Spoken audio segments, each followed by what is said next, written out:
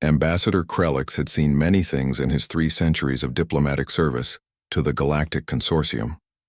He had witnessed the birth of stars, negotiated treaties between species separated by millions of light-years of evolution, and walked the ruins of civilizations that had risen and fallen before his own kind had discovered fire.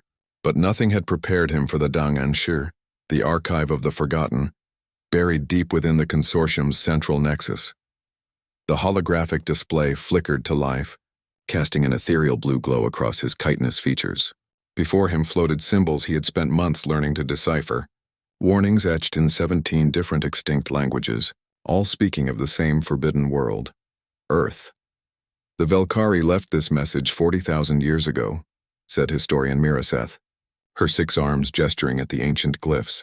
They were the 5th galactic superpower to collapse after making contact with that blue planet. Krelix's mandibles clicked nervously. And the First Contact Committee wants us to establish formal relations with the humans? Have they not read these warnings? They believe the warnings are superstition, Miraseth replied, her tone suggesting she disagreed. But you and I know better. Every single civilization that has encountered humanity has either vanished or deliberately isolated themselves from galactic affairs. The pattern is undeniable. The next hologram materialized, a towering crystalline being, its form preserved in a moment of what could only be described as terror. The translation matrices hummed as ancient words became comprehensible. We thought ourselves apex predators of the galaxy. We had conquered death itself, transferred our consciousness into immortal vessels of living crystal. Then we met the humans of Earth and understood what true horror meant. They do not simply survive, they adapt. They do not merely fight, they learn. Flee from Sol 3, let them sleep. Never wake the persistence hunters, persistence hunters. The phrase appeared in every warning, across every dead language. Krelix had dismissed it as translation error until he began his research on human history. Show me the Zekthor warning, he commanded. The hologram shifted, displaying obsidian tablets covered in angular script. The Zekthor had been a warrior race, feared throughout their era for their ferocity and advanced weapons technology. Their empire had spanned 1,200 worlds. Their warning was disturbingly brief. We invaded Earth expecting conquest. We got attrition. They never stopped. They never surrendered. They followed our retreat across the stars. We destroyed their worlds and they built new ones. We killed their billions and billions more rose to replace them. They tracked us for 2,000 years until our last ship fell. We do not know if they remember us, but we will never forget them. The universe has never seen a species that simply refuses to die. Krelix felt his respiratory spiracles constrict. 2,000 years of pursuit? That's impossible. No species maintains that level of hatred, determination, focus, Miraseth interrupted. That's what makes them terrifying, Ambassador. It's not hatred. The records suggest they call it justice or accountability. They have built an entire civilization on the concept that actions have consequences, even across millennia. The final warning came from the architects, the mysterious race that had seeded intelligence across the galaxy before mysteriously vanishing. Their message was the oldest, carved into a moon-sized monument in quantum-locked text that could never degrade. We shaped 1,000 species, guided them toward enlightenment, gave them the stars.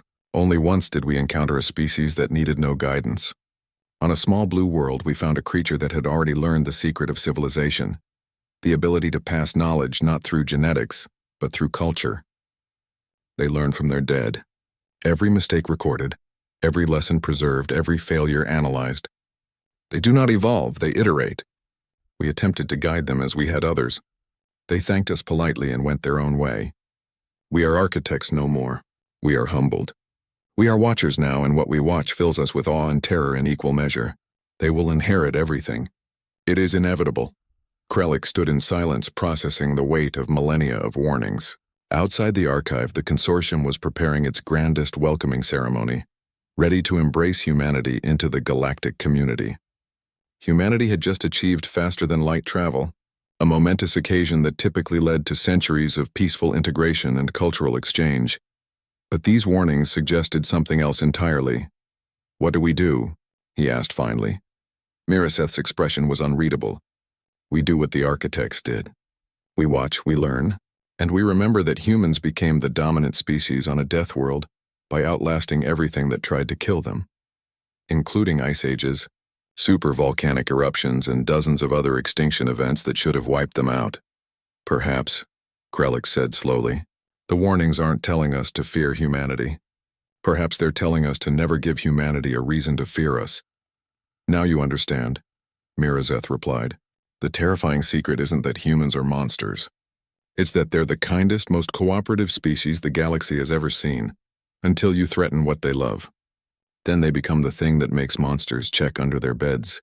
As Krellick left the archive, he clutched a data crystal containing every warning, every message, every desperate plea from civilizations past. He would present it to the First Contact Committee, though he knew they wouldn't listen. Humans were arriving in 3 cycles. The consortium would welcome them with open arms, and Krellick would pray that those arms never closed in hostility. Because if the warnings were true, humanity's response wouldn't be measured in battles or wars. It would be measured in geological epochs. Above Earth, the human delegation prepared their ships, unaware that they carried the weight of extinct civilization's fears. They came in peace, as humans always did, and that, thought Krellick, was the most terrifying thing of all. Because peace implied that humanity also understood war.